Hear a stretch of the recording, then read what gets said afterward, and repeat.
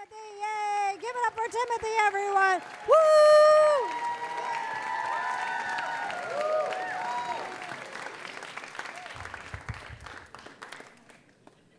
This theme, ambition. I mean, what even is ambition? Webster says the strong desire to achieve something, or more like the strong need to be seen as having achieved something great. When I was a kid, I was full of ambition.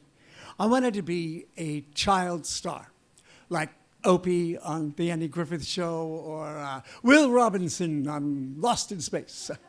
In high school, I starred in every play they put on, and even won their version of Best Actor 4 years in a row. I wanted to be a great actor. I wanted to be seen as having greatness. And so I studied greatness. And when I found out that the greatest mime in the world, Marcel Marceau, was going to be performing live on stage in Los Angeles, I jumped at the chance. Now, it just so happened that my whole family was away in Lake Tahoe that weekend of the performance, and so I had the house to myself and free use of the family car. So I stuffed that car full of all my theater friends that I could fit, and off we went to the Shubert Theater in Century City in Los Angeles. Now, as soon as we got there, we ran into two of our school friends, Joel and Steve, the Mormon boys. I call them that because they were the only Mormons I'd ever met. And Steve pulled some of us aside right away and offered us some acid.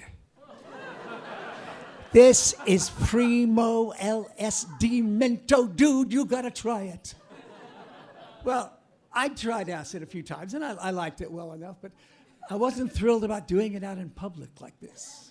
But I didn't want to be seen as a loser in Steve's eyes, so I took the bit of blotter paper and stuffed it in my mouth.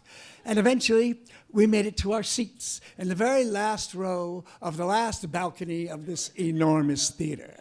And as soon as the show started, the acid kicked in. Boy, did it kick in. I mean, whatever I'd done in the past, it was nothing compared to this.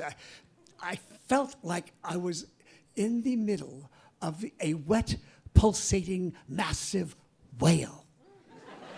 And way on the other side of this creature's innards was a little well-lit rectangular box within which a tiny white dot like a minuscule bouncing ball was bouncing around all over the place, creating all kinds of trails and visuals. And this was not the Marcel Marceau that I was expecting to see. Now, then, it seemed to me that everybody in that theater suddenly was turning towards me. Hundreds and hundreds of faces staring at me in the dark. Well, all my ambition to be seen was immediately disappeared. I fled the balcony and hung out in the lobby bathroom for the rest of the show. Afterwards, I was a mess. I was way too high to drive, and I had to get my family's car home. So Steve offered to drive, thankfully, and I hunkered down in the back seat, filled with paranoia the whole bad trip home. And finally I did get home, and I entered my empty house alone, still tripping my brains out. I was pacing back and forth, and I tried to sit still, but there was no way. Then Smitty entered the room.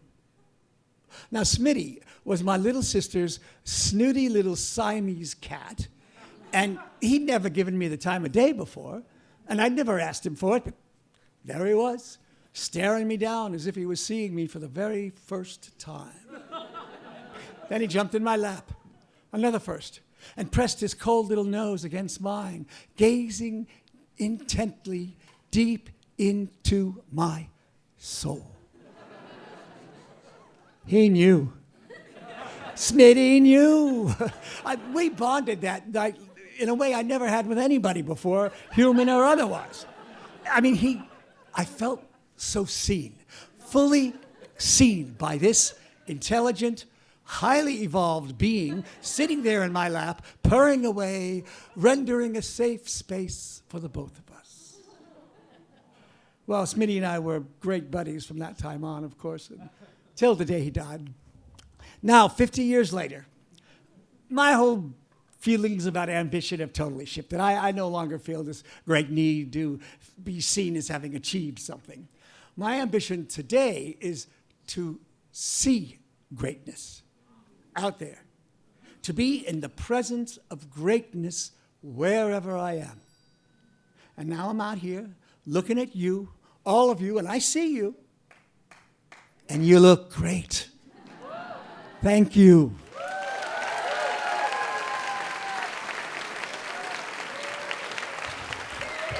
One more time for Timothy. Making us feel good.